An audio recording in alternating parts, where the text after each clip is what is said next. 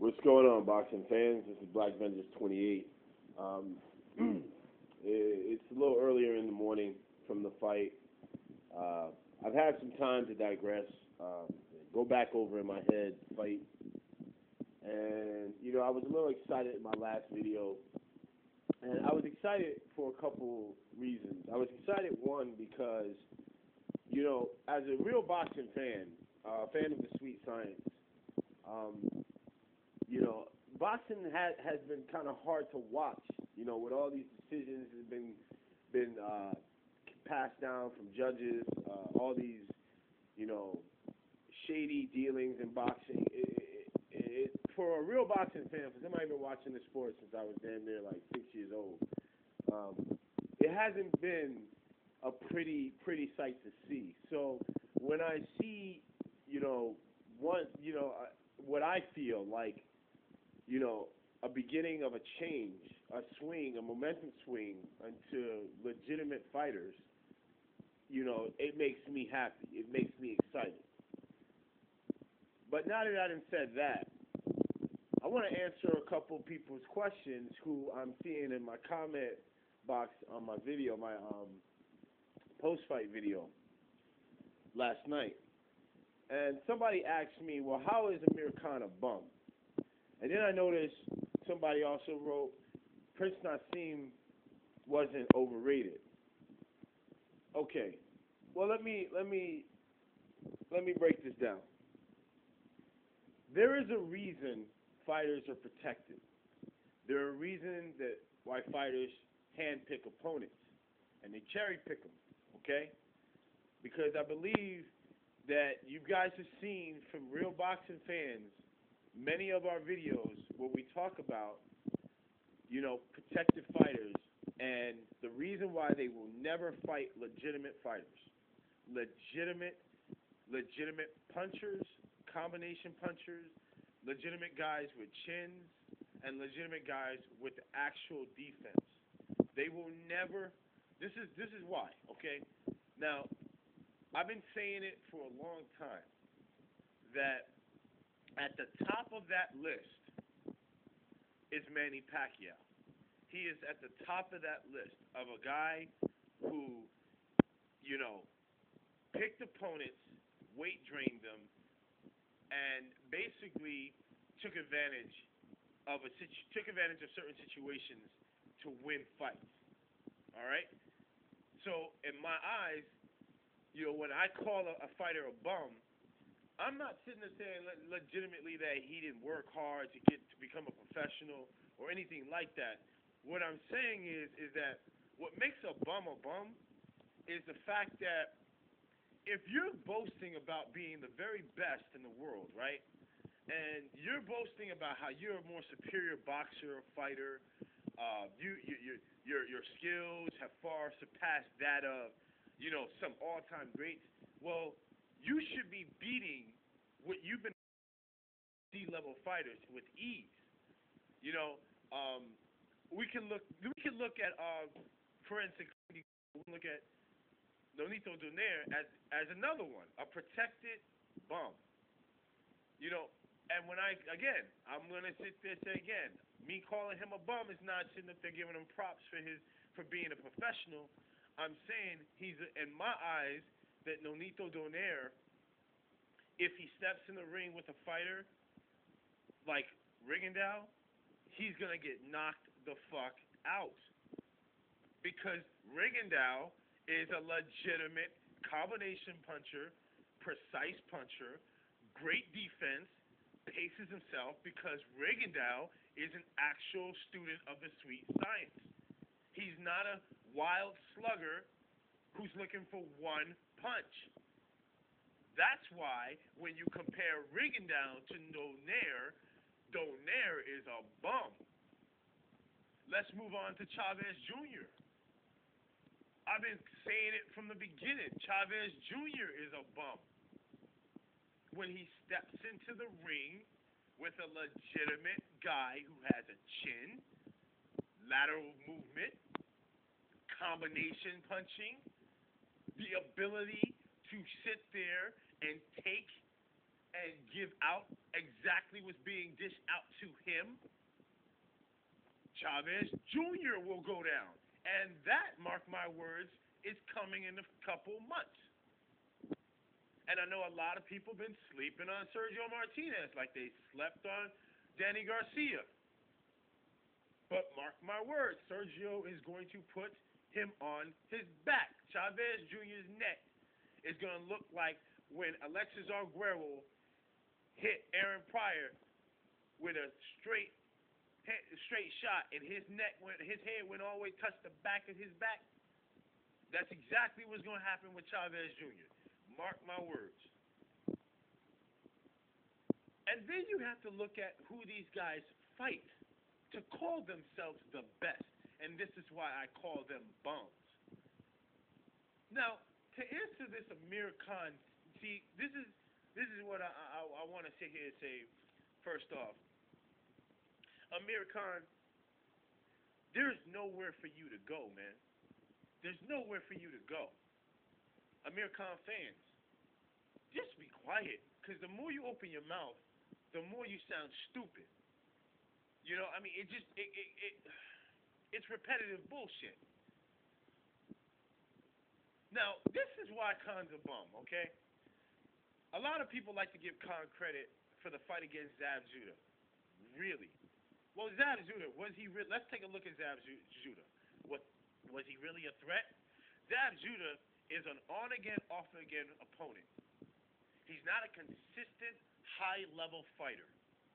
And Zab Judah, like Victor Ortiz, and in my opinion, and this is just my opinion, like Manny Pacquiao, he's overrated, and really at the end of the day, do not have the mental makeup of an actual student of the sweet science.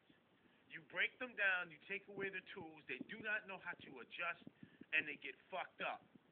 Eric Morales proved that against, Manny Pacquiao. Marquez proved that against Manny Pacquiao 3 times. Not once, twice, but 3 times. That when you come up against a slugger who just throws loads of punches and is looking for that one shot, that is an inferior fighter against a superior fighter who knows who is a technician. Now, Khan is a classic example of a fighter who I've been saying since he came over here, he has an amateur style approach to boxing. All he does is throws punches and bunches and tries to move out of the way.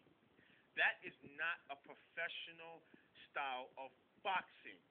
That's when you're just trying to win a fight on all points, and if you should happen to land a shot that downs you, like he was lucky enough to put Maidana down from a left hook to the body. That was it. That was it. But Khan fights like an amateur. And I've been saying, that's why I've been saying that Khan is a bum, because at the end of the day, let's see who he fought. He came over here, and his coming out to the United States party was Paulie Malignaggi. Really, guys? Really? Anybody who comes out here and says that Paulie Malignaggi was a superior fighter, don't even comment. Don't even comment on the video. Then let's move on to what I was talking about with Zab Judah. He was really in danger. Here it is, another fighter who, like Canelo Alvarez, had cherry-picked Victor Ortiz for the simple fact that he knew Victor Ortiz was a quitter. Just like he's cherry-picking Josecito Lopez. I mean, at the end of the day, who has Khan fought? Look at his last 3. I've been saying it, his last 3 opponents. I've seen no change in Khan's approach. Nothing. I said he's been fighting on the same level for the last 3 fights. I knew he was going to come in and do the same exact thing he was doing. And for anybody giving Khan credit for the first few rounds that he was doing what he was supposed to do, and I actually saw somebody say that that Khan got baited into a fight by Danny Garcia's father. No, no. This has always been Khan's problem. He has no defense. He has no defense. Just like all of Freddie Roach's fighters, they have no defense. Watch, watch. In 2 months, when you watch Chavez Jr. go up against Sergio Martinez, it's going to be no defense. This is the first time that Chavez Jr. is going up against a fighter with equal power. And see, the thing is that to me, in my opinion, being a devastating body puncher, if you cannot cut the ring off, which I do not believe that Chavez Jr. has the footwork to do so. Even watching him fight against Andy Lee, he does not have the footwork to do so. He's going to get pecked apart until he gets broken down and eventually put on his ass. So at the end of the day, when I sit there and I say that Prince Nassim Hamed was an overrated bum, he was an overrated bum. I'm sorry. What happened when Prince Nassim Hamed met an actual technician? An actual technician. And to me, I'm sorry, God, Marco Antonio Barrera he was a boxer slugger. All right? And I'm gonna tell you right now, if Prince Nassim Hamed had ever fought Eric Morales would have put his ass out. Out. Prince Nassim Hamed was a bum, people. He was a flashy entertainer, but he was not a boxer. People need to start doing their research and understand the game and know what boxing is about. The name of the game is hit and not get hit. The name of the game is to neutralize your opponent to where all his efforts are fruitless. Khan is not on that level. Now, where should Khan go from here? I'm asking y'all. I'm asking real boxing fans. Where does Khan go? Who the hell is he? He damn sure better not step up to 147. He damn sure better not step up to 147. This dude will get his ass lit up. He won't make it past 2-3 rounds. 2 or 3 rounds with any 147 pounder. I'll put it to you like this: Victor Ortiz would stretch Khan's ass out. And that's saying something, considering that Victor Ortiz, if you get Victor Ortiz past the 6th round, he's more likely to quit, mentally before anything. And I just also want to touch on one more fighter who has disgusted me, and I'm going to keep it real, and I'm keeping it 100 with you. Canelo Alvarez, man. I mentioned him earlier in my video. Canelo Alvarez needs to, seriously go somewhere. I mean, if anything, this should prove him trying to cherry pick on Josecito Lopez. You know, the sad reality of it is that even because I know boxing, they fight. As much as I like Josecito Lopez's heart and his determination, you can't fight the laws of physics. You know what I'm saying? You can't move up to 154 pounds when you're a true 140 pounder who struggled to make 147 and think that you're going to come in and have any real chance against a natural 154. So, in my eyes, again, I'm not even going to watch that fight, between Canelo and Josecito. That's not the way to go. And for those who sit there and say that, well, Canelo could fight Miguel Cotto, you must have fucking bumped your head. Canelo Alvarez is not ready for Miguel Cotto. Not at all. Not in one little bit. All right? Cotto would break Canelo Alvarez's spirit. And I'm putting you down. You can sit there and sign, seal, and deliver on that. As much as people want to say that Cotto is damaged goods and whatever have you, Cotto is another technician. He's a technician, student of the game. All right? Let's see what Canelo Alvarez does with an opponent with a stiff jab, a great left hook to the body, someone who moves laterally, someone who can bully back and walk him back. Because in my eyes, Canelo Alvarez's weakness, he can't fight going backwards. He cannot do it. That's what most bully fighters, what ends up being their downfall. When they meet a fighter who can walk them back. Hint, hint, hint, Chavez Jr. That's what's going to happen. Lateral movement for Sergio, side to side. Keep his hands up. Pop him, break him down.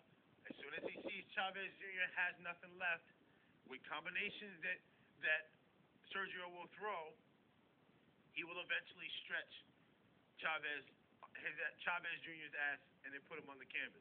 Just like if Canelo Alvarez ever fought Miguel Cotto, he gonna get stretched out on his ass. That's all I got to say, man. This is Black Vengeance 28. Peace and God bless, y'all.